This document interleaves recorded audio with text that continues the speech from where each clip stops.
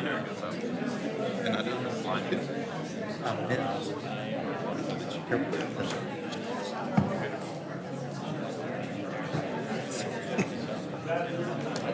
There was a lack of oxygen. Okay. And it's a pretty good story. Sort of still 13. It's like a Costco hot dog in there, I'm telling you. We got a separate for 6:30, or is it just tracked down? It's a separate agenda. Yeah, that was the work session agenda. This is work session. You get It does, but this is. Aren't you the yeah, because they are the mix. I think whatever the kind is, that's what the truck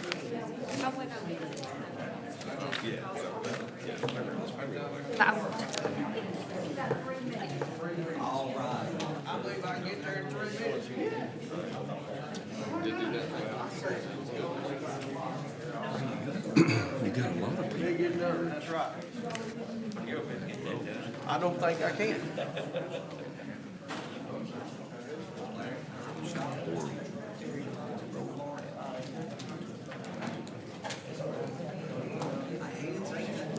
Yeah.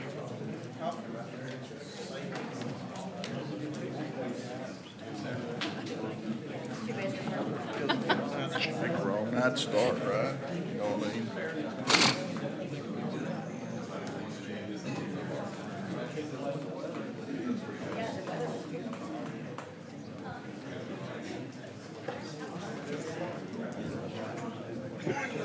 Oh, I was looking. It's not around me in here.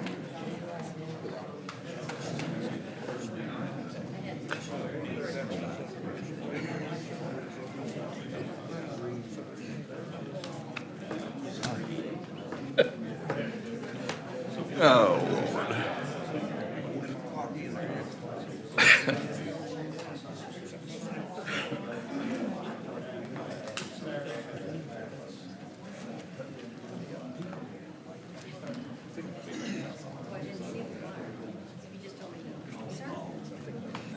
And I hope not.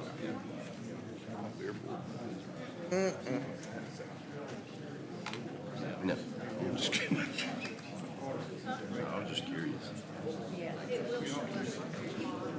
Oh, really?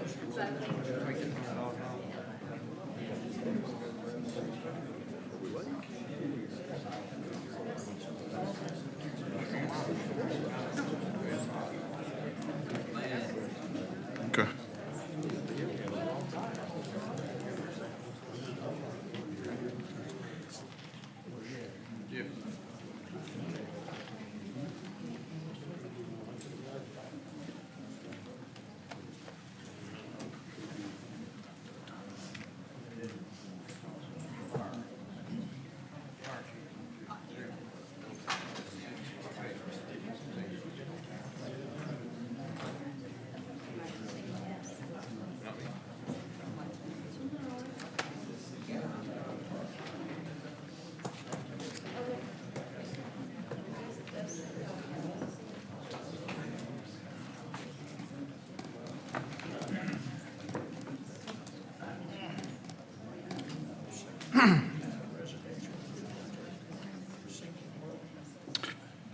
Okay, it's 6:30. We'll go ahead and get started with roll call, please.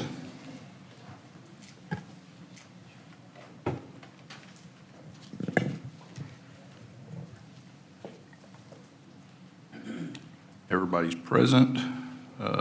Tonight's invocation will be Pastor Dustin Welch.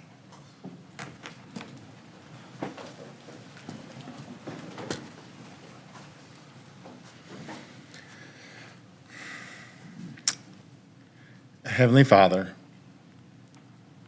Lord, we come before you tonight thankful for all the blessings that you have so richly given us. We're thankful for the cooler weather we've enjoyed the last few days. God, we're thankful for the bountiful rain we've experienced so far this summer. We're thankful, Father, not just for the good gifts of creation, but for the gifts of family and friends, the people who love us. And we're thankful, Father, especially for the gifts that we find in Christ Jesus. We pray, Father, your blessings tonight on this meeting, on our mayor and aldermen, that, Father, they may make wise decisions that will benefit our community, the city of Manchester. Father, give them the ability to have some introspection and listening to those who disagree with them. Grant them decisiveness when it comes time to make a good decision. And Father, even despite the best of our intentions, you know that we still say and do things that make a big mess. And so, Father, we ask for your forgiveness. And Father, may we in turn forgive others as you have forgiven us. And we pray this in your Son, Jesus' name. Amen.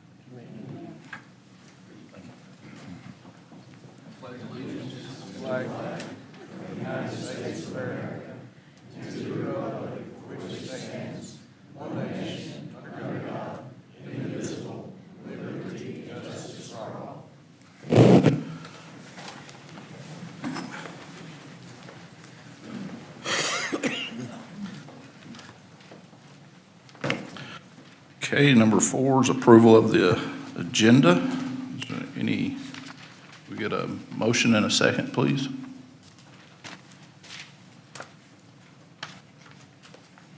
We have a motion and a second. Any discussion? Hearing none, let's vote, please.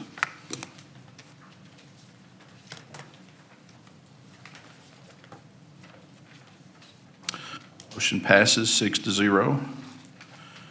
Number 5, the minutes from July 1st BOMA meeting, and also the BOMA Beer Board minutes following that meeting. Entertain a motion.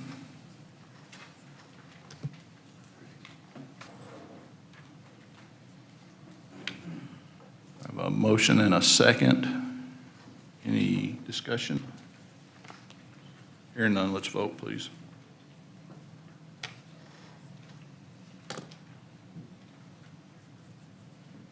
Motion carries 6-0. Number 6, comments from citizens.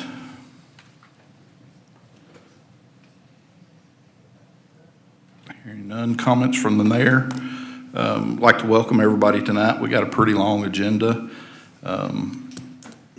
So, you know, we will definitely, under the public hearing, let everybody speak who wants to. We're not going to hurry you up through that section. But at the same time, let's all try to be, as Pastor Welch said, kind of civil. Number 8, committees and commissions report, safety.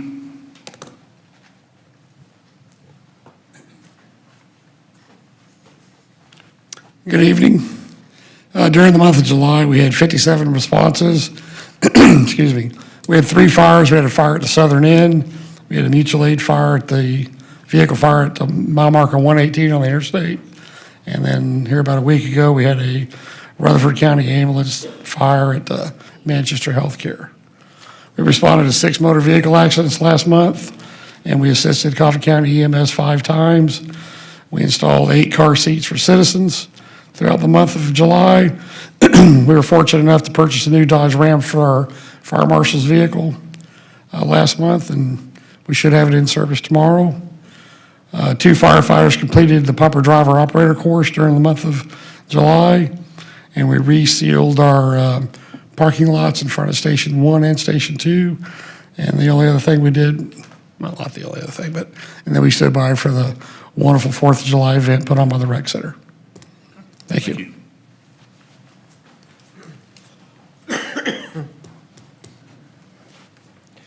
Good evening. So Manchester Police Department responded to 1,972 calls for service for the month of July. For the past 4 months, we've averaged approximately 1,800 calls per month. We are pleased to also announce that the recent hiring of 2 certified police officers for our department, and those are Officers Dwight Stevens. He's a former Franklin County Sheriff's Office deputy.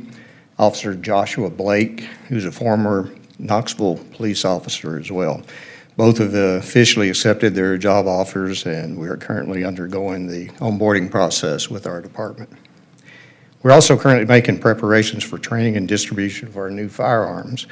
We are in the process of working with the Tennessee Department of Corrections to utilize their firearms training range in Tullahoma. We have formally submitted also an application for a school resource officer grant through the Department of Safety and Homeland Security. This funding is for the 25-26 academic school year. This grant will provide approximately $225,000 in financial support to assist our SRO salaries, benefits, training, and equipment. And also, we'd just like to remind everyone that city schools are back in session now, and our officers are actively monitoring school zones, crosswalks, to help ensure the safety of our kids and our staff at our schools. So we appreciate and thank all the residents for their continued cooperation in driving cautiously and attentively during school hours. Our next Safety Committee meeting is scheduled for Monday, August the 11th at 5 p.m. here in the boardroom. Thank you.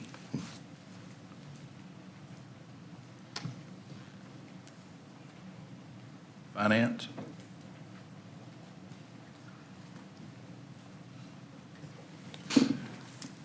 Good evening. The last Finance Committee met here on July 15th. As discussed earlier, we reviewed the purchase of the new engine for the fire department, also the public works vehicles, including that knuckle boom truck, and the police computers and data terminals. And we also discussed and reviewed, or the committee discussed and reviewed, the water and sewer rates. All of these items, after considerable consideration, were approved for review by the full board, as you see in your packets tonight, in the form of resolutions and ordinances.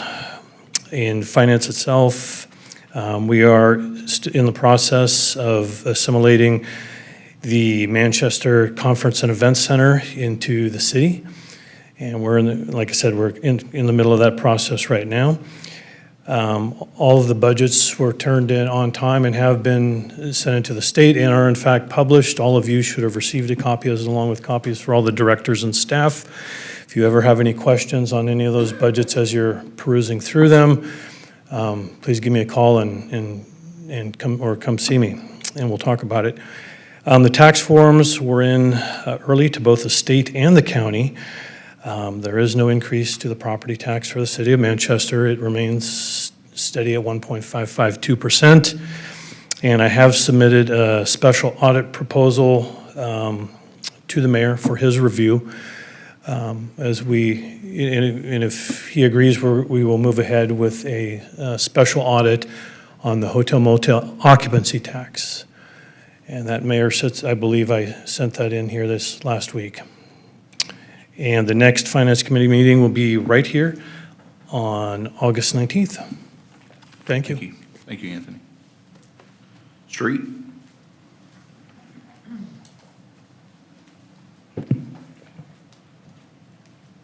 Good evening. Public Works is still working on sidewalks around Coffee Street and, can't even think, Coffee and Hill Chapel, yeah. I'll get it out in a minute.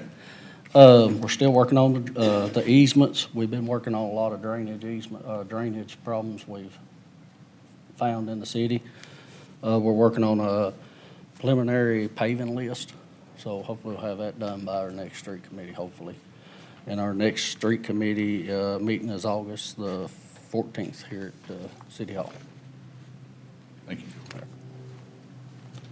Water and sewer? Good evening.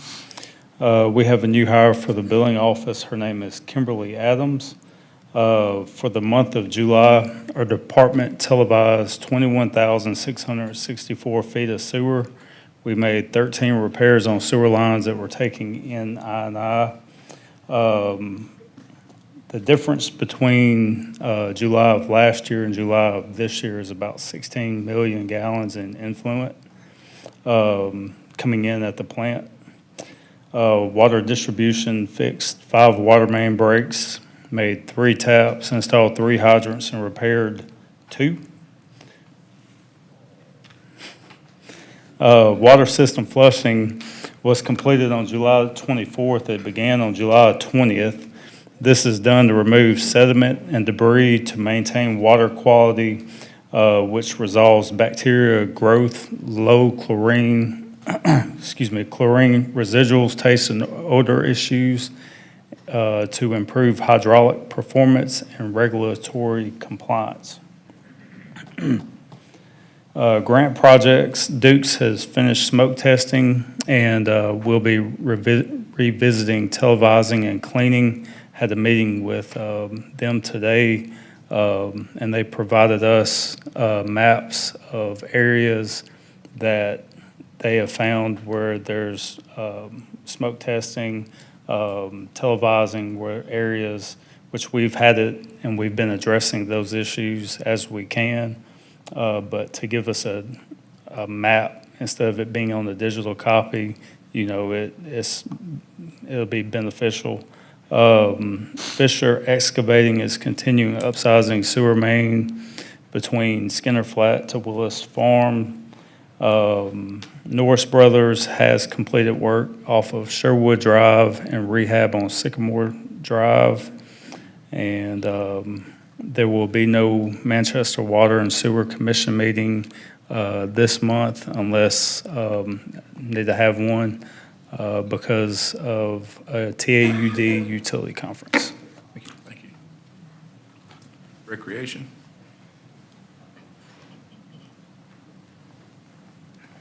Good evening. We had an estimated guest count at the Rec Center for the month of June of 19,162 guests. During the month of July, we hosted 2 fast-pitch softball tournaments, estimated 24 teams each. We also hosted a craft show in Rotary Park. For the month of August, we're currently scheduled to host another softball tournament and also a race for the ages in Fred Edmond Park from August 28th through September the 1st. We'd like to thank all those involved with the July 4th celebration. It was a huge success. To finish off the month of July, we hosted our Brazilian United Soccer Camp. This was a contracted program. We had 7 participants and expect for it to grow next summer. Our summer day camp program ended on July 31st. We hosted 9 weeks of summer camp with an average of 70 participants for each week. Our next Rec Commission meeting will be on August 13th at 4:30 here in the boardroom. Thank you. Tourism.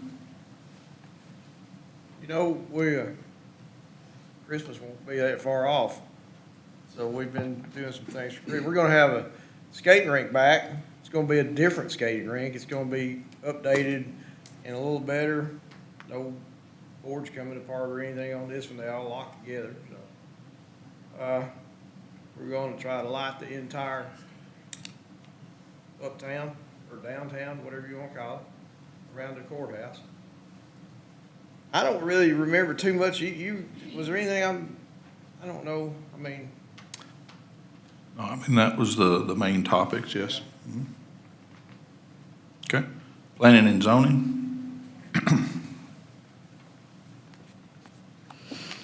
As you can tell on the agenda for tonight, planning and zoning has been fairly busy.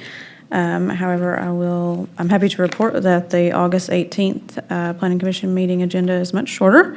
That meeting will be held, again, August 18th at 5:30 here in the boardroom.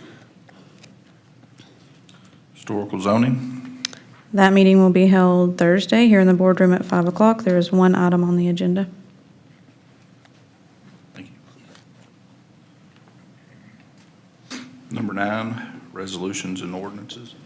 Resolution A resolution to authorize an award of Manchester Tourism and Community Development Grant funds to the Southeast Bluegrass Banjo Championship in the amount of $2,500, sponsored by Vice Mayor Messick. Have a motion. Do we have a second? Have a second. Any discussion? Hearing none, let's vote, please.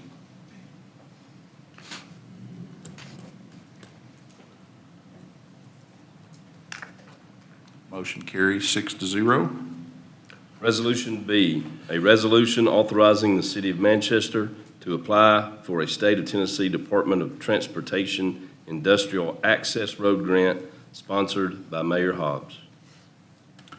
We have a motion. Do we have a second? We have a motion and a second. Any discussion? Hearing none, let's vote, please.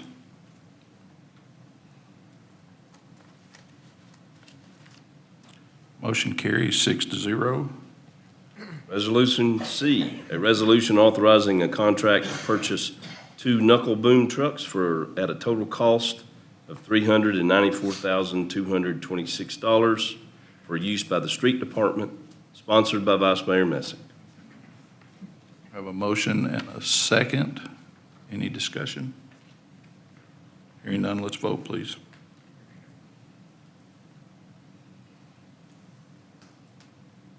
Motion carries 6-0.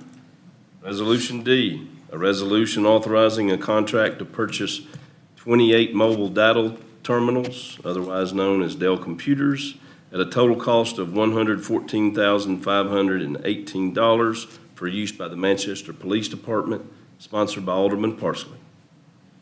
We have a motion and a second. Any discussion? Hearing none, let's vote, please.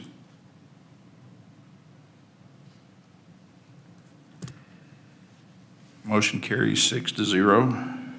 Resolution E, a resolution of the Board of Mayor and Aldermen at the City of Manchester adopting a longevity pay schedule, sponsored by Mayor Hobbs. Have a motion. Do we have a second? We have a motion and a second. Any discussion? Hearing none, let's vote, please. Oh, Mayor? wait a minute, I'm sorry. Yeah, I did just want to say for the record that to whoever put this information in our box regarding this resolution, I appreciate it and I read it. Just ask that next time they attach their name to it, it carries a little bit more weight instead of just receiving anonymous information, but we are always open to comments from the public. Thank you. Any more comments? Let's vote, please.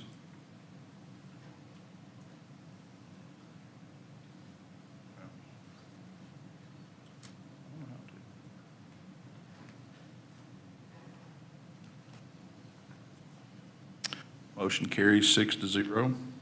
Resolution F, a resolution authorizing the purchase of one GMC Sierra four-wheel drive at a price of $49,176.20 and one Dodge Ram 1500 Crew Cab four-wheel drive at a price of $34,991, both for the use of the Fire Department of the City of Manchester, sponsored by Alderman Parsley. Already have a motion and a second. Any discussion? Hearing none, let's vote, please. Motion carries 6-0. Resolution G, a resolution authorizing the purchase of a used 2010 Pierce Velocity custom pumper truck at a price of $178,000 for the use of the Fire Department of the City of Manchester, sponsored by Alderman Parsley. We have a motion and a second. Any discussion? Hearing none, let's vote, please.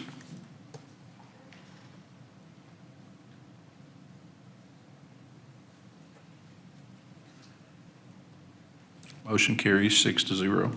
Resolution H, a resolution to apply for a State of Tennessee Department of Health grant for policy, systems, and environmental change for healthy food environments and safe and accessible spaces for physical activity grant, sponsored by Vice Mayor Messick. We have a motion and a second. Any discussion? Hearing none, let's vote, please.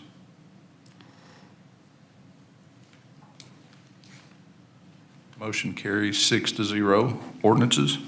Ordinance A is the second reading of an ordinance amending the Manchester Municipal Code by deleting the current Chapter 3 and adding a new Chapter 3 to Title 13, Property Maintenance Regulations, which is sponsored by Vice Mayor Messick.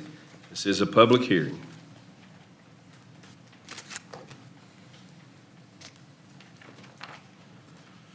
We have a motion and a second. Does anybody wish to speak about this? Seeing none, let's vote, please.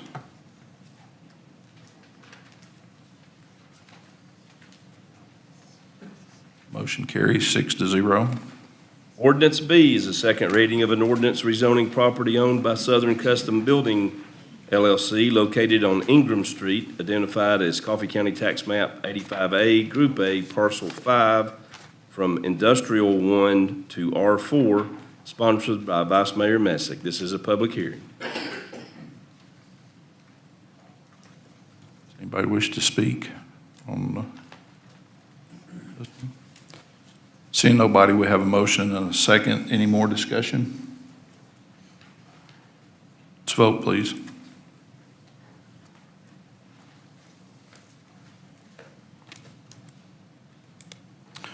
Motion carries 5-1. C, a second reading of an ordinance rezoning property owned by the Manchester Housing Authority located on Woodrow Street, identified as Tax Map 75E, Groups B, C, and D, from R2 to R4 residential, sponsored by Vice Mayor Messick. This is a public hearing. Yeah, come on up.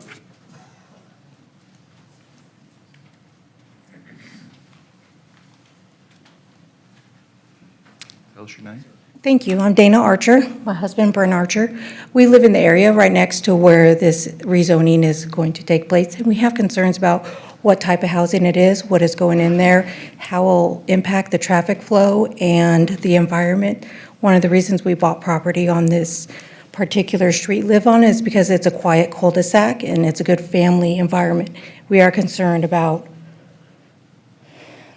the description of the housing, of what is the plan of what is going in there. Do you want to talk about what it's being zoned from to?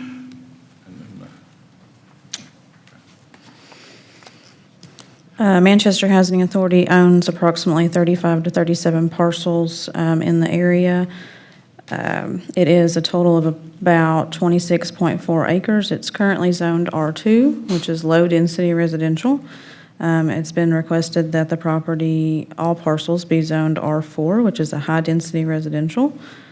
Manchester Housing Authority, from my understanding, has requested this rezoning to open up the possibilities for different grant opportunities for affordable housing. Ms. Huddleston with the Housing Authority is here tonight. She's welcome to come speak if she'd like, or if you all would like her to. But at this time, I will say that no plans for development have been submitted. At this time, it's simply a rezoning of the property. I'll hand it over to Ms. Nancy Huddleston. Hi, I'm the Director of Manchester Housing Authority, and several of my board members are here also. I've been the director for about 30 years. Our plan, it's one of our goals throughout the time that I've been there, is to try to build affordable housing, which is much needed in the community of Manchester, as most of y'all know. So what we plan on doing, the first round, is to build 5 duplexes with, this is, again, it's like Brittany said, nothing's really set in stone, but this is our plans. 5 duplexes for the elderly, disabled, low income, and there'll be 10 units. They look like, we want to mirror them like Justin's Court on Oakdale Street. They'll be, and we will maintain the property. And if any of y'all know our properties, we take high regard in what we do there. But that's it. Okay. Any more questions? Ma'am? Is it's going to be limited to handicapped people and elderly? Elderly disabled, yes. A combination of those? Yes, that's correct. And I think at the last meeting, you said currently it's a 2-year waiting list? At least a 2-year. And what we're seeing in the community a lot, like today a lady came in, a lot of the complexes that have been here forever are selling out to larger agencies, and their rent's going from $900 to $1,200, $1,300. And these elderly people, I mean, they live on their Social Security and maybe a small retirement, and it's very difficult for them to survive. So that's about a 2 to 3 year wait at least. So. And the entrance is going to be Moore Street? That's our plan, but again, nothing's set. Nothing's set in writing yet. Yeah, there's been no plans of anything submitted. It's just trying to rezone it for some grant application Right. purposes. Grants are very competitive, and owning your property helps you with those points. You know, we've applied, but, you know, we may not even get the grant. I mean, it's a competitive process. We have to reapply and reapply, which we've done in the past, but Did you get a grant for the one down? yes, we did. So I have a question. Looking at this map, the blue, is this floodplain, flood zone? What is? Let me come up. Yeah, Brittany can answer that more than I. So there is floodplain and floodway within those parcels. There's probably about 8 parcels roughly, where more than 50% of the parcel is within the floodplain or floodway. Development cannot occur in the floodway, which there's not a whole lot of that. It's on the very edge of the property lines. Development can occur within a floodplain.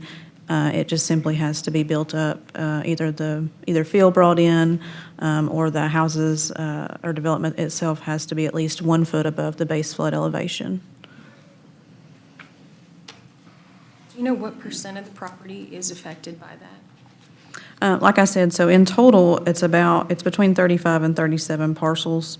And I don't have an exact number because a couple of the parcels have been cut off by another plat that was done a few years ago.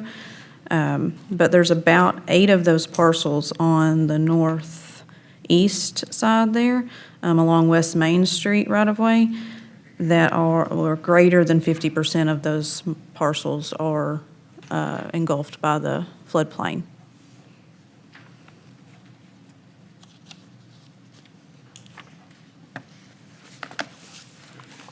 Thank you. Thank you. Thank you.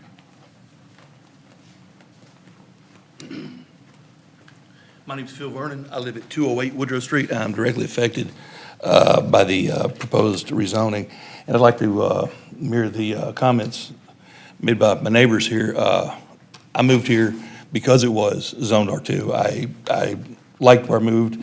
At the risk of sounding like a terrible person, I don't know why it would be rezoned against the wishes of the community. I've talked to just about everybody in the neighborhood. I have not talked to a single person who wants this rezoning to happen. I've got a stack of signatures. So, you know, if you guys want to look at it, these are all people that are affected by that in the community. Now, about the last meeting that we had, it passed, I guess unanimously. There was, the only sign that I saw was down at the corner of West Main and Oakdale. There was a sign put there. The map I received in the mail, where the sign was located, isn't even on this map. If you look at your agenda for tonight, it says we're looking at groups B, C, and D. The only map that I received is is map B. So this doesn't even include all the land we're talking about, B, C, and D. I moved here, I moved there, I don't know, I think the people in the community ought to be the arbiter of where they live and what kind of community they live in. This is our subdivision, and to get it rezoned by someone who feels that they know better what to do with my community than me, just kind of have a problem with that. And I just wanted to share that nobody that I have talked to within the community feels like this is a positive thing, and that the map that I was given is erroneous at best and disingenuous at worst. So we've been through this before. Several years ago, this same property was going to be donated to an organization that was going to put a rehab center up there. And then we were like, really, man, in a community before that, several years before that, it was a mobile home park back there. So this whole rezoning thing is kind of ongoing. I have no heartburn with building, R2 zoned houses. I have no problem with that. I have no leg to stand on. But this, to rezone it, to make duplexes, low income housing, and there's not even a plan in place of what they're gonna do is just, hey, let's get it rezoned, then we'll figure out what we're gonna do with it. Well, who knows what kind of Pandora's box that's gonna open. If the grants do not get accepted, or if the grants are not, don't go through, what happens with the property then? I'd be interested to know if anybody could tell me that. Public Building Authority would just own it, and it'd be up to them to either reapply for grants or to make up their own plan. I mean, they still own the property. Sure. Yes, sir. Okay, well, I appreciate your time, and I just want to make sure that you guys know where I stand. I'm directly affected. This is going to be directly behind my house, because that's the prime property. And I don't want that rezoned. Call me selfish, whatever. I moved there. This is my community, and I'd like to kind of keep the status quo. And thank you for sponsoring my kids' baseball team.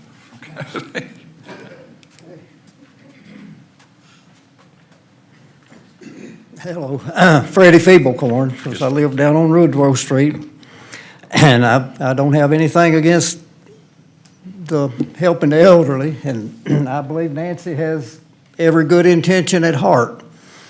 But this property was surveyed off in the 60s, and in 60 years, no private developer has seen it feasible to develop this property. The last one being Mr. Howard.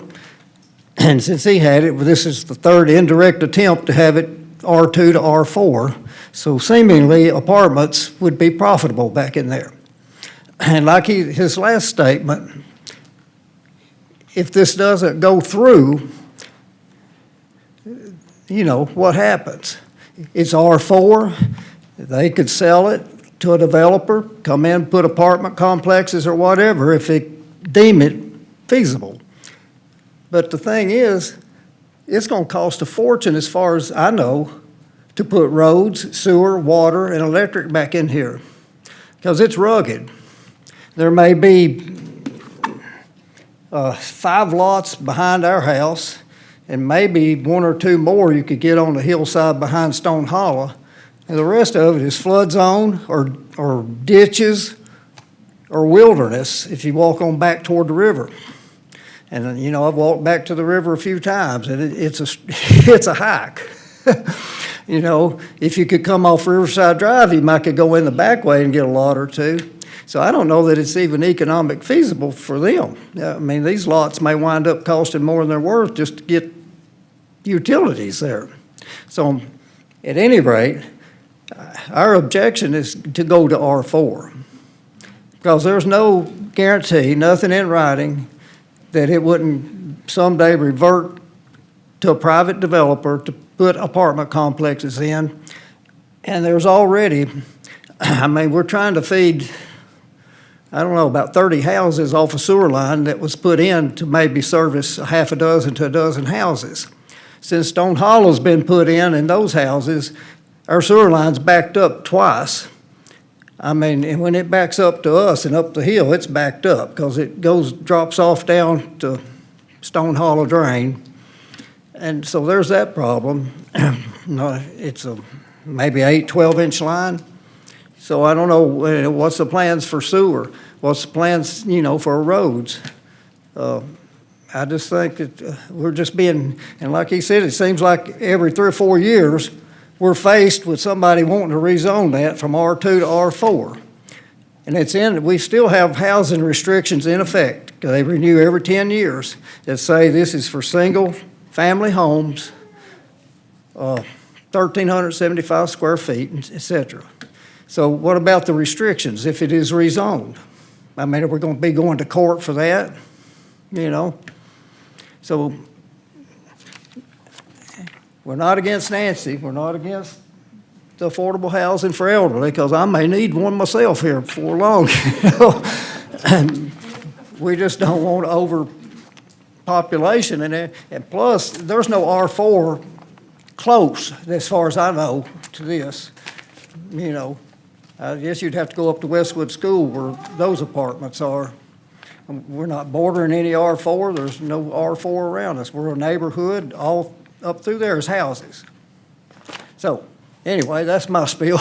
All right. Thank you, sir.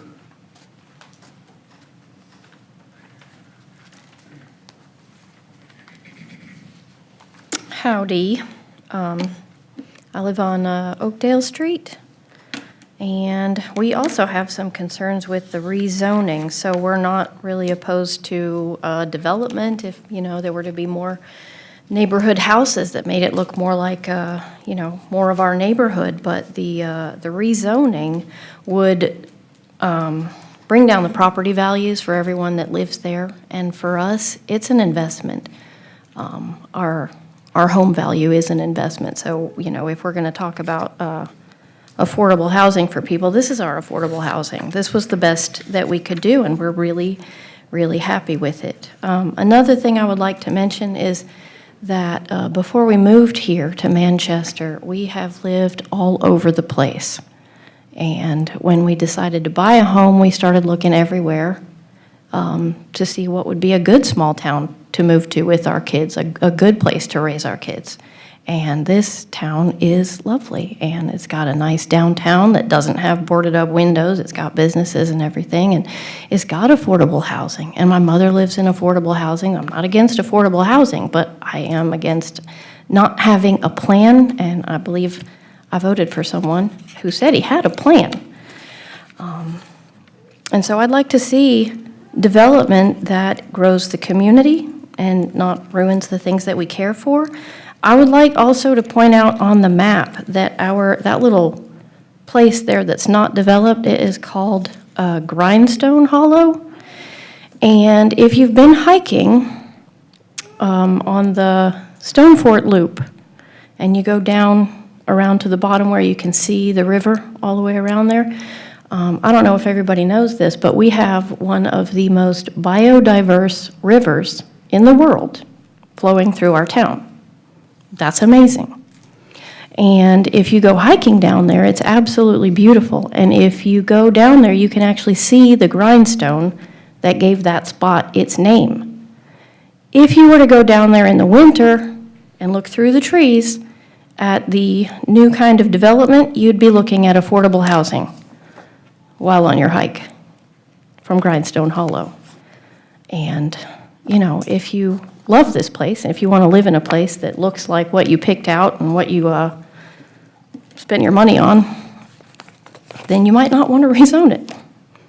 Thanks. Thank you. What was your name Oh. again? Tyler Sorrell. Thank you. Hi, my name is Jessica Jernigan, and I've been a resident of Manchester for 25 plus years. I'm a homeowner. I own a home on Oak Hollow Road. Actually, Rivendell is my neighbors. And the Housing Authority, I'm also on the board for the Housing Authority as well, and I'm also a staff member of a nonprofit. And so I'm kind of coming to you in all kinds of capacities. The first is that first and foremost, I'm a person who cares about people. And when I was young and single and renting here in Manchester in, 95, 96, I was able to afford an apartment so that I could go to college and do the things I needed to do because my apartment was like $197 a month for rent.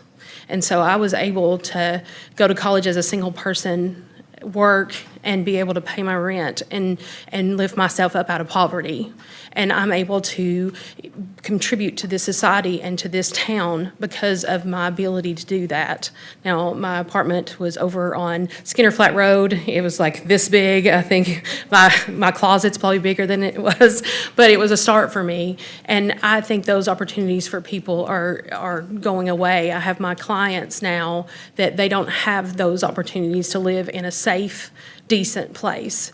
And the Manchester Housing Authority, I've worked with Nancy Huddleston for years from a nonprofit perspective, and I just joined the board a few years ago.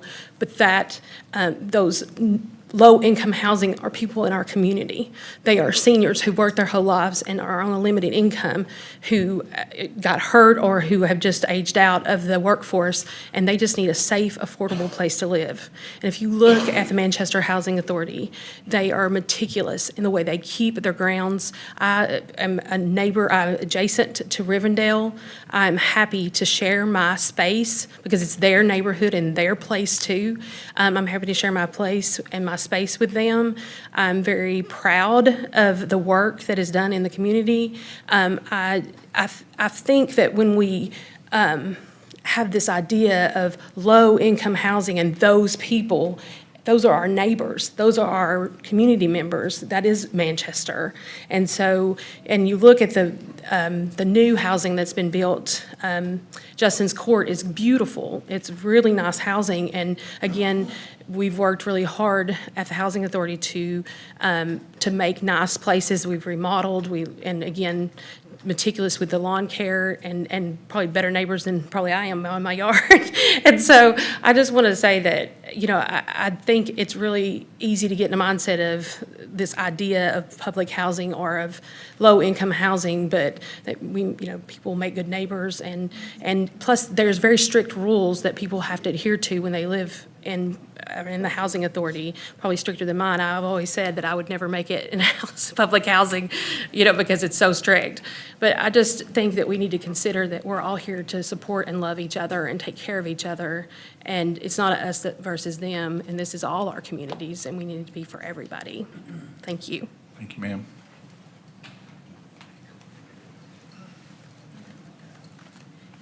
Hi, I'm Cheyenne Hatcher. This is Lincoln. I apologize for the sidekick. My main concern, honestly, from R2 to R4 is the flooding. So my house is one of the parcels that isn't necessarily affected, but at the back of Stone Hollow. I'm right there where the water is. I have videos from in the fall where the water's so high up that you can barely see a little path to walk down there. It's insane. If we're going through and we're doing high density, what are our plans in place to actually keep that from flooding worse? What's going to push all that water? If we're putting houses so close together, then how are we actually going to prevent that from happening when right now at R2 we can at least have space in between the houses? That's one of my main concerns. So, thank you.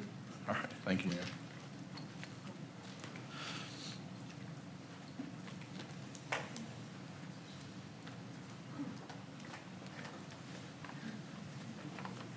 My name is Kelly Kennedy. I live in Stone Hollow Drive.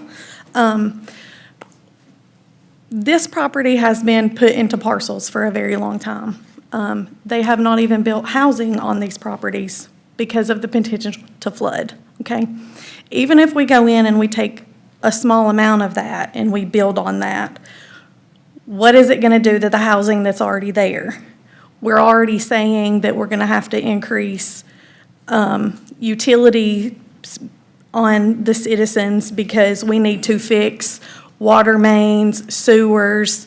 What happens when we build more housing there when we already have neighbors who are having issues? Because my neighborhood was built, okay? They've already made it mandatory that we have the grinders on our sewer systems to help prevent that. Who's gonna pay for that on these low-income housings? I'm a healthcare worker. I take care of the elderly. I take care of all kinds of people. I don't mind helping people. The problem is we can't continue to maintain these things if we just keep building and building, okay? Justin's Court keeps being used as an example. There are the housing authority that is already there. We tore down a basketball court for those children and a playground to build those low-income housing. When does it stop? Thank you. Thank you, ma'am. Any more public comment? Alderman Anderson? Did you want to speak? I think that's from when I made a comment about the flooding. I mean, but I'll just go ahead and say, yeah, I voted for this last month because I understand that we do need affordable housing, especially for the disabled people. I think the flooding, the tragic flooding in Texas has made me reconsider because I don't want to put the people in harm's way that are least able to get out of the way if there was an emergency type situation. So that's, that's where I am with this. Thank you. So yes, sir.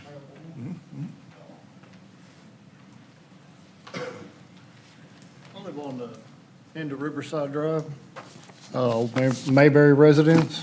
What's your name, sir? Shad Johnson. In 2017, y'all voted to pretty much close off the roads entering into this subdivision that was supposedly going to be built. Do you have a copy of the map? So if you look at the end of the subdivision they built, pretty much the water treatment plant supply line that goes all the way through the park is trenched through the riverbed down here. The back part of this property adjoining my house, I've tried to buy several times and really never got a property because it was deemed unbuildable in this back lot by, I guess, Mr. Howard, when he owned it. He offered to sell it to me, but would not give me a price because he didn't want to have this back lot resurveyed.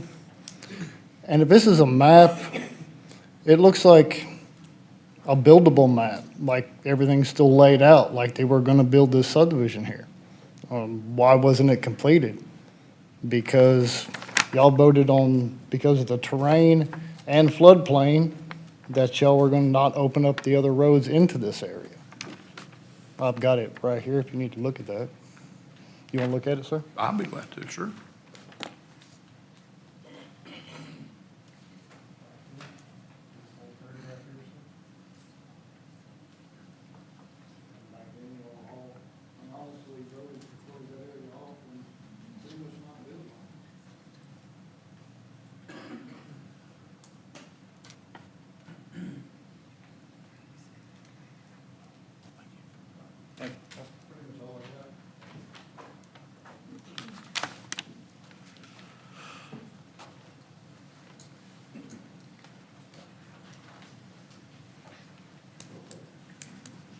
Hello, I'm Dana Vernon. I do also live on Woodrow Street, so this again affects me. I agree with what has been said prior regarding the flooding and all of that. I guess one of my biggest concerns, and I feel like the concerns of our neighborhood, is just the uncertainty in the fact that there's no plan.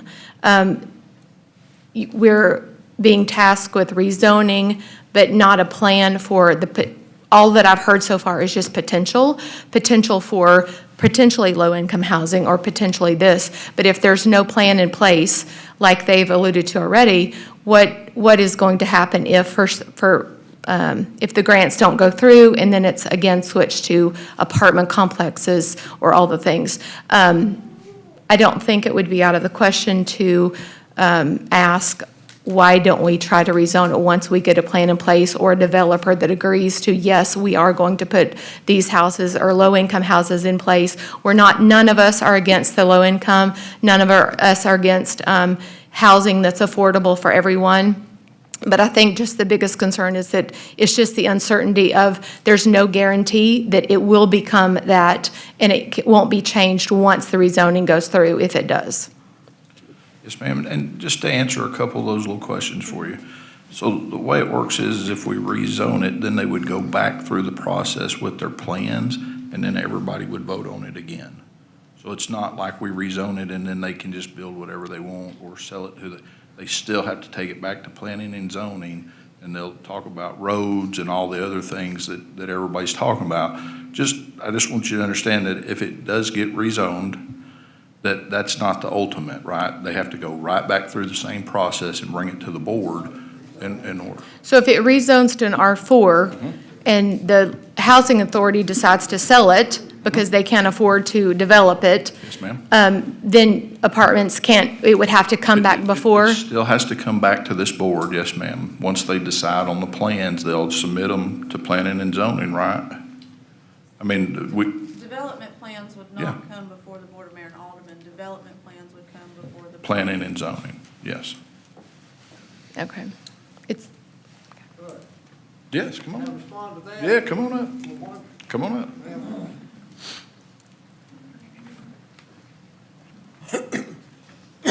Once it's R4, it's R4, correct? Yes. So that ends R2, that it's single-family homes. But R4 is what? R4 allows for single-family dwellings, duplexes, multifamily homes. Right. So it's In other words, it rezoned opens for, it up to all residential Yes, sir. type housing. It does. So- But they would still have to go to planning and zoning. Don't All say the nothing. things that we're talking about as far as drainage, sewer, and all those would be on the developer, right, Brittany, to fix. Right, and if they can't afford that, and they disperse with the property, then it's R4. Yes, sir. Okay? Yes, sir. Any more comments?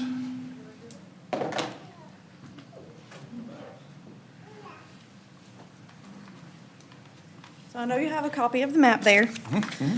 I'm at 301 Stone Hollow, so I'm the house at the end of the cul-de-sac on Stone Hollow Drive. If you look at the parcels that were laid out, they stopped building there and closed off the cul-de-sac because it was unbuildable in 2017. We bought our house in 2018.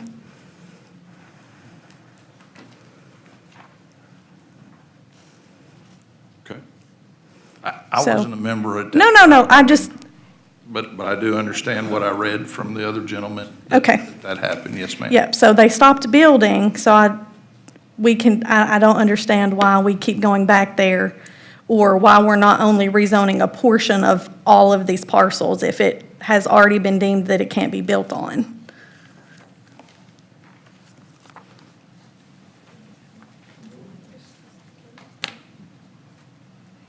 Alderman Reed?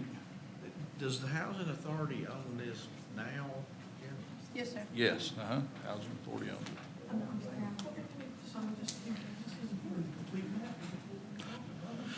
Anybody else wish to speak?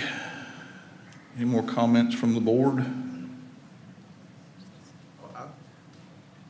As far as, I'm sympathetic, this is a case where there's definitely two sides to it. I've got R4 zone right behind me, and I've lived there about 33 years, so I understand the apprehension that the opposition has to it. On the other hand, I think especially given what the county is doing, and I hope to speak to that a little bit later, but given what they're doing, it's going to really put a premium on what we have control over inside the city growth boundary. Because the county has, it's a complete halt there. No more land, for at least as far as they are concerned. So it's going to fall inside the city. And I think that, at least from my position, probably have to recalibrate what I think about R4, although I think there still needs to be some guardrails. We're in a different position than we were 2 or 3 months ago.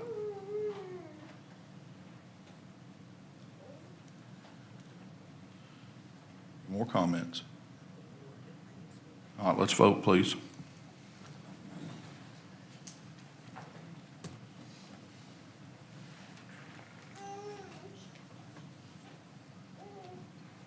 Motion carries 4-2.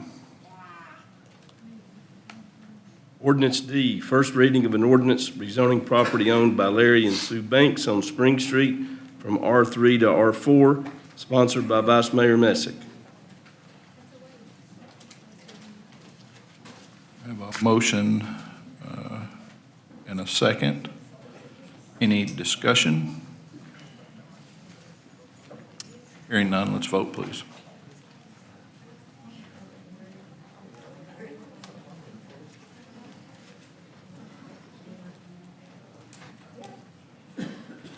Motion carries 5-1. Ordinance E, first reading of an ordinance rezoning property owned by Trevor Taylor on Stroud Drive from C3 to R3, sponsored by Vice Mayor Messick. Have a motion and a second. Any discussion? R3 is like duplexes. R3 is medium-density residential. It allows for duplexes, yes, sir. Is there how much space is back there, like 2 building lots? So R3 For a single lot, the minimum lot size is 7,500 square feet. They could get a special exception through the Board of Zoning Appeals for a multifamily, which is anything over a duplex, and that allows for 6,000 square feet per family. So in this case, the portion of property that's being requested to be rezoned is exactly 18,000 square feet, which would allow for a triplex. For a duplex, they would have to have a 12,000 square foot lot, or they could subdivide it for single-family dwellings on 7,500 square foot lots. Have a motion and a second. Any more discussion? Hearing none, let's vote, please.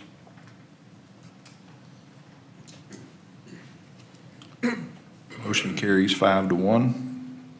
Ordinance F, first reading of an ordinance rezoning property owned by Wesley and Aisha Parker on Summer Street from R3 to R4, sponsored by Vice Mayor Messick. I have a motion and a second. Any discussion? Hearing none, let's vote, please.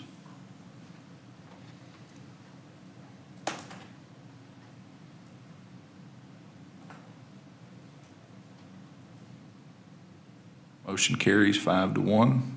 Ordinance G, first reading of an ordinance amending the physical development plan of the city of Manchester applicable to property on Woodbury Highway owned by Manchester LLC, sponsored by Vice Mayor Messick. I have a motion and a second. Any discussion? This is the large lot there by just past the liquor store and the market. It's kind of L-shaped, borders Interstate Drive. It's gonna have multiple use, like it looks like. Yes, they're going to cut it, I think. Talking about making part of it commercial and part of it. But this is about changing the map, right? So in order to rezone the property, the Planning Commission felt that the rezoning was largely skewed from the land use plan. So this ordinance is for a land use amendment, which is amending the commercial use in that parcel area and the neighboring parcel to high-density residential rather than commercial. However, the developer is requesting that the first 300 feet along Woodbury Highway remain commercial. So it's only the rear 6.88 acres of that parcel that is being requested to be rezoned, which is the next item on the agenda. Okay, so it'd be commercial on the Woodbury Highway side, not the Interstate Drive side. Correct. Okay. So the neighboring parcel that is R4, which this is adjacent to, has a 50-foot frontage on Interstate Drive. This one doesn't front Interstate Drive. This particular parcel that's being rezoned does not, no, sir.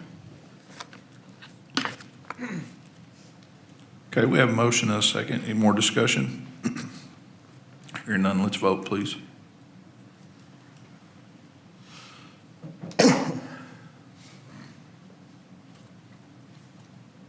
Motion carries 5-1.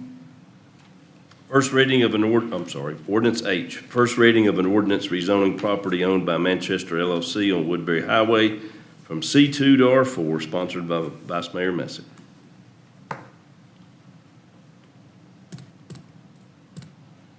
We have a motion. Do we have a second?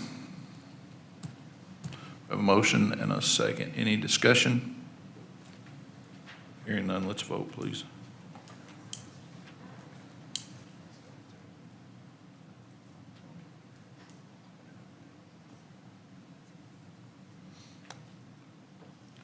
Motion carries 5-1.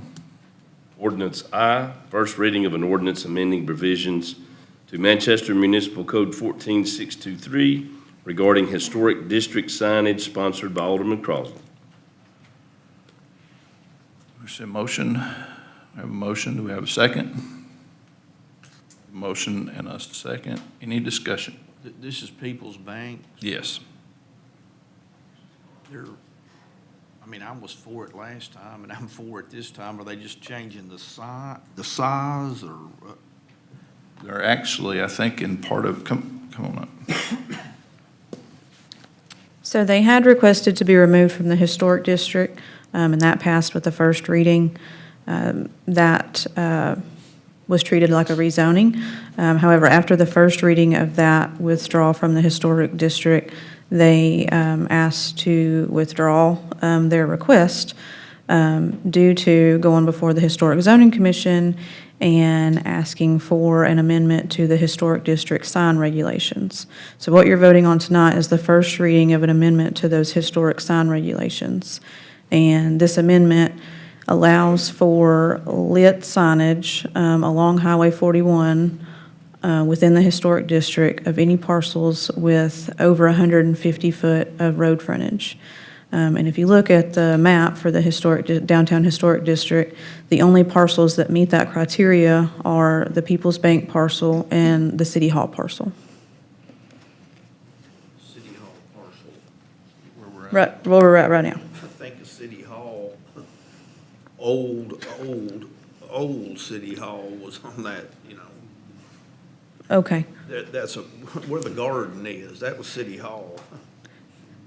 And my dad was an alderman there in the 50s, very long ago. That parcel may also meet the criteria, but again, it would only be the parcels that have over 150 feet of Highway 41 frontage. And so it's This sign is pretty much like what they've got down there in front of the big bank. a miniature version, from what I understand. Okay. And I think part of their agreement too is where you won't see the sign from downtown. Wasn't that part of what they? Correct. The sign will front 41. You won't see any lights or anything from anywhere downtown. Alderman Anderson? Sure. I appreciate the explanation of what this does. I'm still going to be against this because other property owners that are in this historic district have reached out. They feel that it values the character of the historic district, and it's kind of like a workaround. It's a little different than what we did last month, but that's why I'm going to be a no. Thank you. Any more discussion? Hearing none, let's vote, please.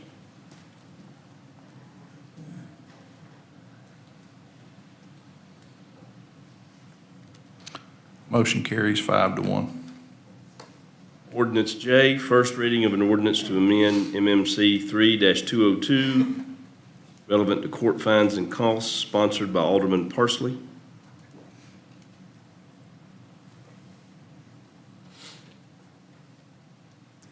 We have a motion and a second. Any discussion? Hearing none, let's vote, please.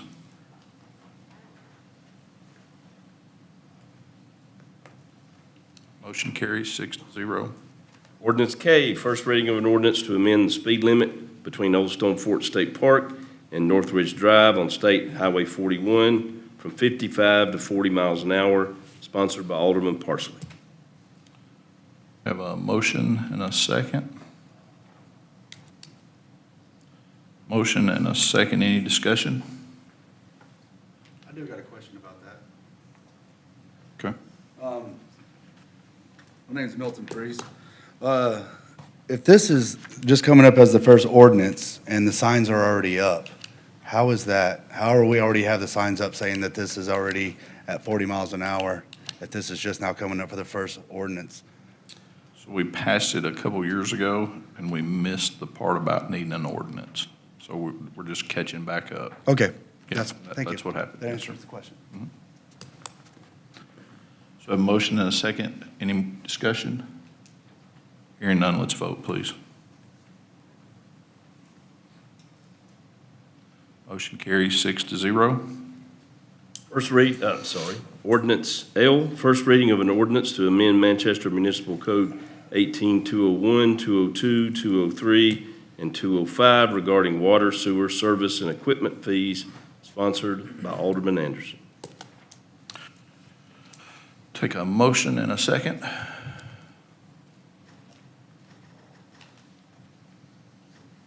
Have a motion and a second. Vice Mayor Messick. I would just like to make an amendment to this. I don't have any beef at all about raising rates and sewer tap fees and stuff like that, but on the second page of the ordinance, the number 2 change, I would like to amend that to say, or I'd like to amend that to take out or when an existing customer. Because I don't think it's right that an existing customer has to pay a deposit or a connection fee twice. So I just want to make sure that I understand. It says for each permanent service or when an existing customer, you want to remove the whole comment or just for existing I would customers? like for that to read for each permanent service and take out or when an existing customer. Just strike those 2, 4, 5 words.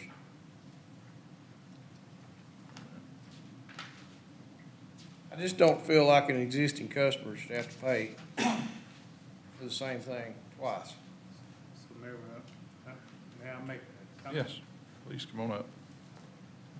So currently, it's a $35 transfer fee, and having to send somebody out to 2 different places, I mean, you know, by the time that you consider gas, the employee's time, that's why it was up to the price that was. I understand, you know, the not wanting to pay a transfer fee, but that's common at all utilities. And I just want to clarify that. And I understand that. I don't disagree to a certain point. But the job of the city government is to sort of look after the citizens. And when Chief Chambers rolls out in his fire department to put out a fire, he doesn't run you credit to see if you can pay for it. There's some things that the government just needs to do for the citizens of the community. And this is not a big deal. You're not gonna make a whole lot of money off this. You're not gonna lose a lot if you don't get paid for it. That's my feeling. That's just the way I feel about it. So just one more clarification. Susan Parsley. I worked at the water department. Maybe it's changed, but the way I understand it is, if you own your house, it's a $35 fee that your water then is turned on. But if you're renting, you pay $150 deposit. So the way I understand it, they would lose that deposit if they move somewhere else, because the way it has been done in the past, that $150 would be transferred to their house, and they would only have to come up with $35. So that $35 is there for the person to go out and turn the water on. That $150 is for the people that are renting, for that to transfer. But the way I understand, So the deposit is, the reason why it was being changed to non-refundable. Sometimes, it's not in all cases, but sometimes you get people that won't pay their bill and you have, bills that go into the negative for a long period of time without getting paid, and that was just to keep that from happening. well, there's always a final bill for that person, so that $150 could be used for that final bill, and then they would have to pay $150 for the rental people. But if they're just having to, lose that $150, we're talking about people having hard times. That's really going to be hard. That's really going to be hard. And I know I've had many calls, and many people tell me that they do not want this to happen, because there's a lot of elderly that was telling me that they're choosing what they can and can't buy. And I mean, we're all on a fixed income. I mean, it's hard times, but that's going to make it a lot harder. On I've had a lot of calls, people calling me and anyone I see, and they said that's going to make it really hard to go up. And I know we have to, but I don't know if it's something that we could consider waiting until we do the Hillsville, and then maybe let them help offset some of ours. I don't know. I mean, but that $150, I mean, that's going to make it really hard. You can have the renting people to use that $150 towards their final bill to help pay that final bill off, and then start a new account. That would probably be easier. So the non-refundable part is part of it going to their final bill. And if they don't pay their final bill, or if there's some left over, at least it has went towards their final bill. Right, but the way this is being said, then they would have to just pay $150 every time they move. And sometimes is that the way? No, ma'am. So the transfer fee is just it's being changed from $35 to $100. Okay, so is that for people that are renting or people that are buying? It's both. Both? Okay, so the 150 is no longer would be for rental people? It would be $100 if you're renting or buying? Yes, that's correct. Well, that 35 is for the connection. And then the 150 was, so there's no deposit of 150. So they will have already paid their deposit if they have services. So it'll be a $100 transfer fee to transfer the services. So the 150 will transfer, but they'll still pay $100 instead of $35. Yes, that's what's before us. Okay, well, I mean, we're talking about hard times, people having hard times. Thank you, ma'am. So Vice Mayor Messick, what I was going to ask you is, are you wanting to take it all the way out to $100, or you want to leave it still at the 35 that is currently in place? Well, it'd suit me to take it all the way out. I think I'd rather. Okay, so we have a motion to remove it. Do we have a second? So we have a motion and a second.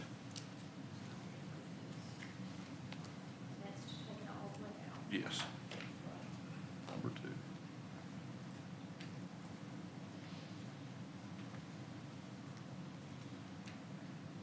That's 18-202, number 2. But he's only striking or in the wording after to the comma. That was the original motion.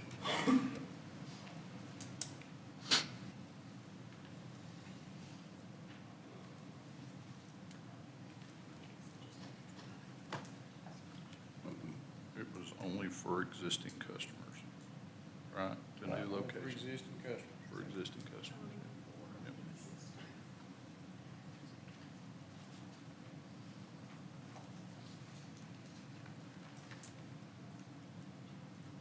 Okay. So we have a motion and a second for the amendment. Any more discussion? Hearing none, let's vote, please, on the amendment.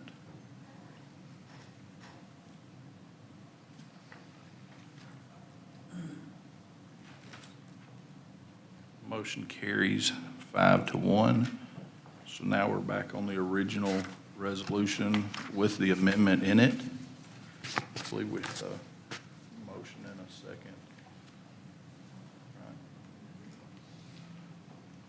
Motion made by Alderman Crosland, second by Alderman French. Any discussion on the resolution with the amendment? Hearing none, let's vote, please.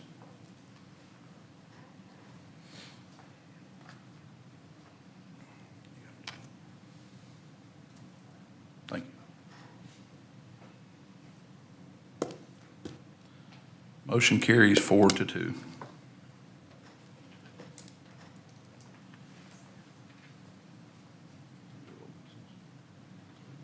Old business, number A, or letter A, second reading of an ordinance rezoning property for Richard Agbagor on Gilly Circle from RS1 to R4, map 68, parcel 55, sponsored by Alderman French. This is a public hearing.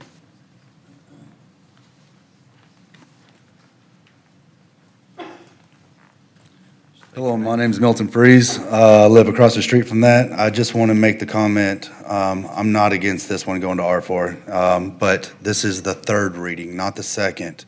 We voted on this in June, we voted on this in July, and now it's being voted on again now in August.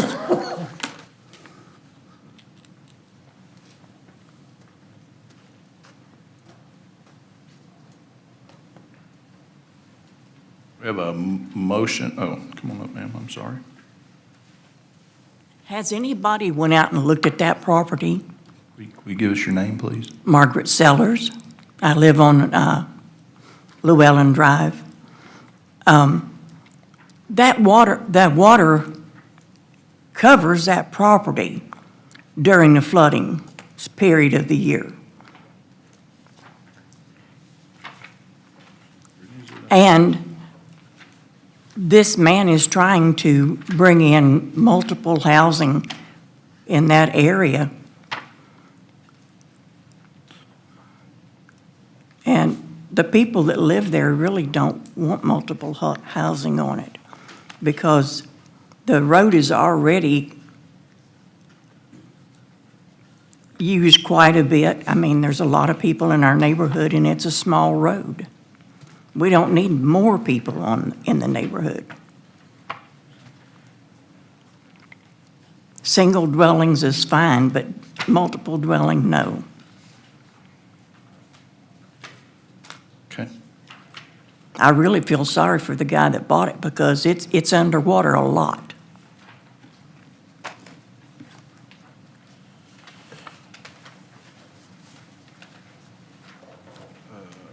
Vice Mayor Messick. I just want to clarify the fact that these are the 3 lots that are already zoned RS1. Right, that's what we're. No, we're voting on the bigger voting on the piece. big lot? Okay. The bigger piece behind those. It's the piece that's not in the subdivision. Right, I got you. Any more comments? Hearing none, oh, I am Treva Sweeten. I live off Llewellyn Drive. We do not want it. The traffic will be bad. We don't want the taxes. We do not want it. So we just don't want it. And like she said, it is underwater a lot. We don't want it. thank you, ma'am.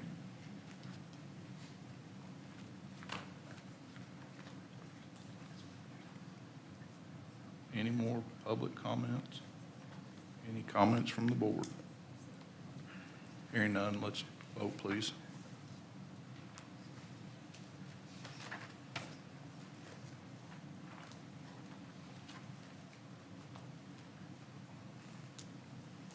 Motion carries 4-3.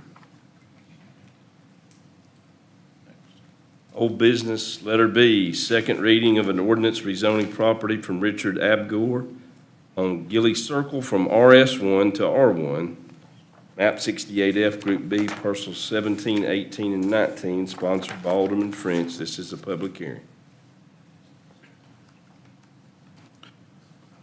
These are 3 parcels that are side by side. Yes, sir, that are in the subdivision and actually border Gilly Circle.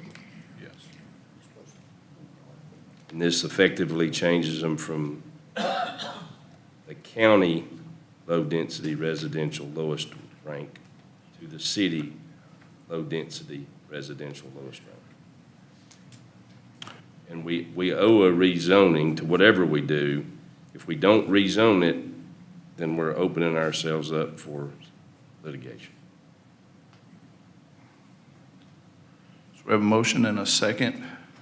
Any more discussion? Hearing none, let's vote, please.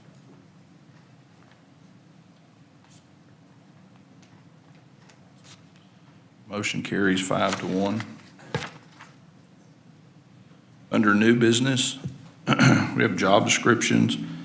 They are booking coordinator, part-time event staff laborer, full-time event staff laborer, part-time bookkeeper / accountant, IT manager, grant writer, Manchester Fire Department maintenance captain, Manchester Fire Department deputy fire chief, Manchester Fire Department fire training officer. Does anybody wish to break any of those out? If not, we'll be voting on them all at one time. We have a motion and a second. Any discussion? Hearing none, let's vote, please.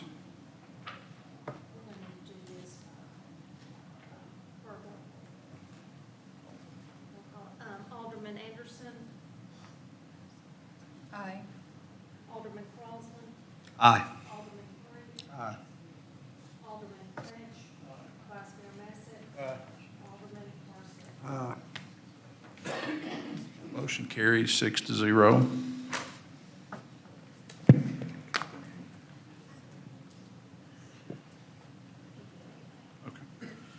Under new business B, PBA appointments. We published PBA and we got 4 applicants.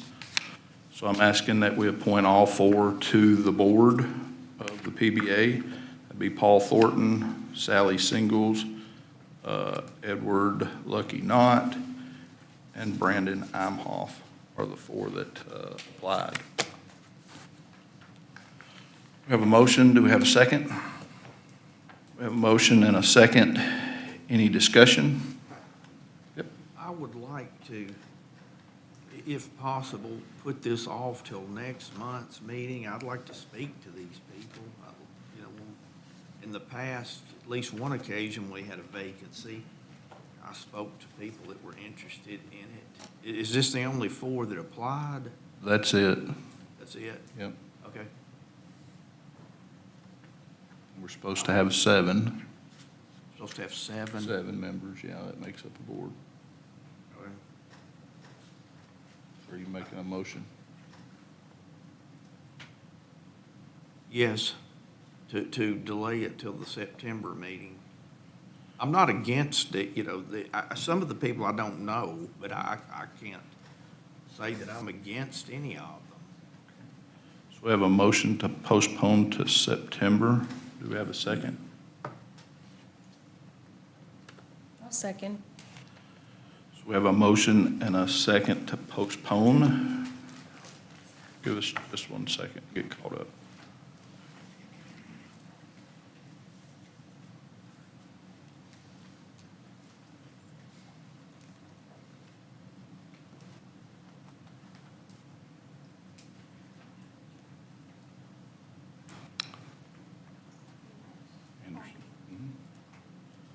Any discussion on the motion?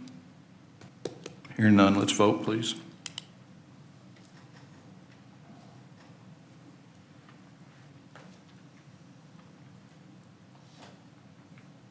Motion fails 4-3. So we'll go back to the original motion, appointment to the PBA, 4 that turned it in. I think we had a motion and a second. Any more discussion? Hearing none, let's vote, please.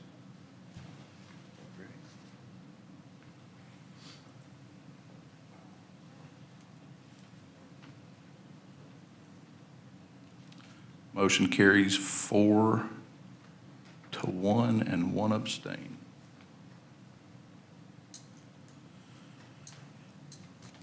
I think we made it to the end. Number 11, Alderman Anderson? No. Alderman Crosland? Wait a second, I'll get to you. I'm sorry, I skipped one. No, sir. All right. Alderman Threet? If I could be indulged for just a minute, I see we made the Wall Street Journal. We or the county? Well, me being a citizen of the county, I guess I'm included in we. The only other time I remember us making the Wall Street Journal was when Lamar Alexander ran for president, and there was an article about John Parrish being his fundraiser. That's the only other time. But this one is less flattering.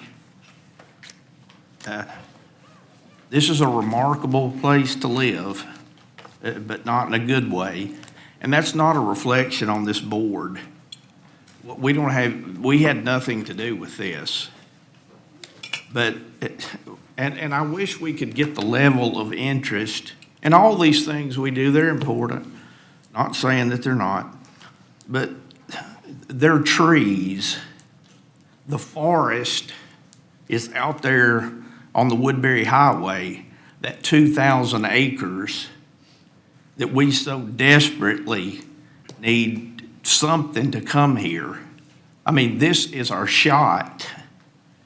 And I've really not heard a peep about it for really hardly anybody. I don't agree too much with Alderman Messick, but he said, I believe, we're to look out for the citizens, I think. I agree with that. I think this is part of our job. We're going to watch the county strangle that super site. Does anybody, reading this article, did anybody read this? Few hands, Wall Street, okay, few. Okay. Well, the gist of it is the county doesn't want any growth, and it mentions that super site.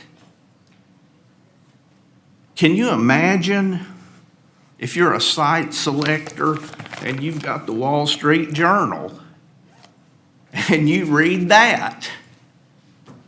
What are you going to think? Am I missing something? These people invest billions with a B of dollars. They just don't do that. They just don't get up one morning. I believe we'll go to Coffee County. It's not going to happen, especially if they know the track record. Right here, I carry it with me, 1968. Manchester narrowly misses major industry. Was that Bridgestone? No. I talked about it before. This is 20 years before Bridgestone. Kimberly-Clark, 700 jobs. And the history gets worse and worse as you go through it. I thought, well, maybe I'll make a motion that we write, for a resolution. We'll write the governor a letter to, asking him to annex, move this into the city. It probably wouldn't even pass this board. I don't know. It's outside the urban growth boundary. What will the governor do? I don't know, but at least he knows we're trying. But then I heard, well, the governor, he doesn't want to get involved in politics. Well, what in the hell is he doing being the governor? I mean, that's all we've got here is politics. I want for once in my lifetime for somebody here to stand up and say, we are going to get this done. Come hell or high water, Manchester is going to have a blue oval out there. I want an investment that will wash this place out to sea, that'll forever change it. I mean, why does Stanton, Tennessee, get the blue oval? That's the middle of nowhere. It's in Haywood. Anybody ever been to Stanton? That's where I'm from. Who is that? Stand up. You're from Stanton in Haywood County. Brownsville, Haywood County. Okay. Yes. Middle of nowhere. I wouldn't say that. Okay. That's a $6 billion investment. The entire value of real estate in Coffee County, assessed for taxes, would probably be about $5 to $6 billion. That one project would be more than the whole county. And we're going to sit here and be dictated to by the county commission that it's going to strangle that. We have missed everything for 60 years. Everything. And we're going to sit here and do it again. It's amazing to me. There cannot be another place like this one.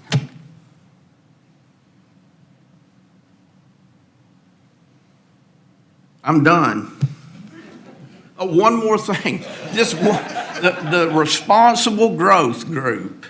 I can't leave them. I mean, it is funny, really. You have to laugh at this place. If you took it serious, you would probably have mental problems. But responsible growth. Is there irresponsible growth? I'm for irresponsible growth, if there is such a thing. Responsible growth.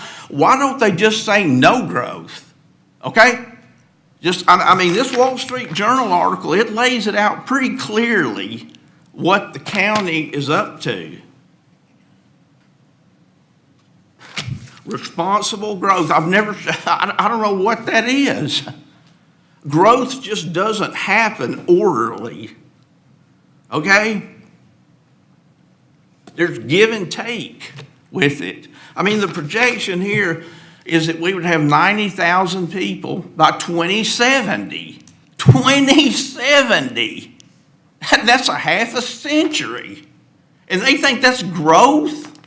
Go to Rutherford County, Murfreesboro, that's growth. They look like they've done okay. Jesus Christ could come to this place and he would leave. It's unreal.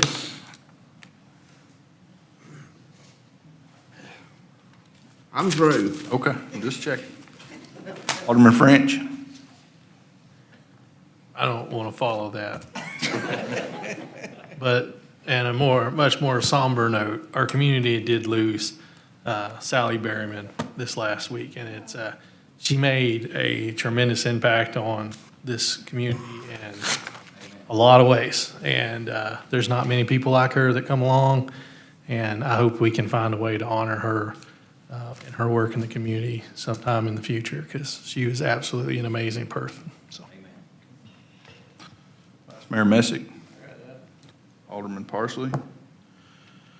So I'm going to close, and Alderman, the reason I asked you the way I did about Manchester and the county, we were at conference, and we were sitting through a class, and the whole time he was talking about the Wall Street Journal, all he wanted to talk about was Manchester. He didn't even mention Coffee County.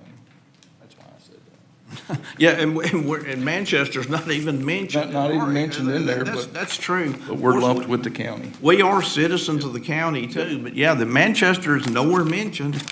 Yeah. Well, thank everybody for coming out. It was quite a big agenda, and we got through it. Motion to adjourn? No beer for it tonight. A motion, a second, all in favor? That's